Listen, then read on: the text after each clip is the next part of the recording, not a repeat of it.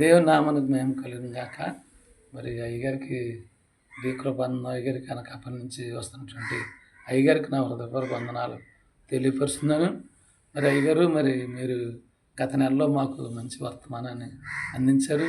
వర్తమానం ద్వారా మేము ఎంతగానో బలపడ్డామండి. అది మరి చక్కని వర్తమానాలు 3 విషయాలు కూడా మంచి విషయాలు మాకు సేవకులకి కావాల్సిన వర్తమానాలు మీరు మాకు అందించారు సార్.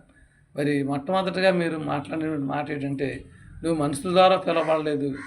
అపొస్తలుల కార్యాలు 5:29 మాకు బాగా చక్కగా వివరించారు.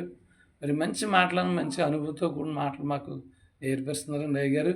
రెండోదిగా మనం చూసినట్లయితే, మీరు నీకు నీవుగా సేవకుడిగా ఉండకూడదు, మిగతా పరిచయలను పాడు చేయకూడదు అని చాలా చక్కగా చెప్పుకుంటూ మీ అనుభవపూర్వకంగా చెప్పారు. నిజమేండి అయ్యగారు.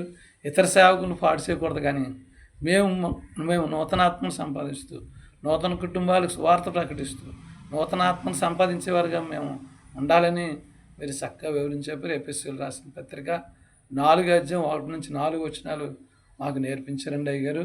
ఇంకా మీరు మాట్లాడుతూ, మరి నువ్వు దేవుడు పిలిచితే వచ్చావు. నిన్ను పరిచర్యకు పిలిచింది దేవుడు. ఆ దేవుడి పని చేయాలని 2 తిమోతి పత్రిక 4-11 మాకు తేటతెల్లంగా స్పష్టంగా మీరు తెలియజేశారు అయ్యగారు. మరి కృపానంద అయ్యగారు, మీకు ప్రేమపూర్వక వందనాలు.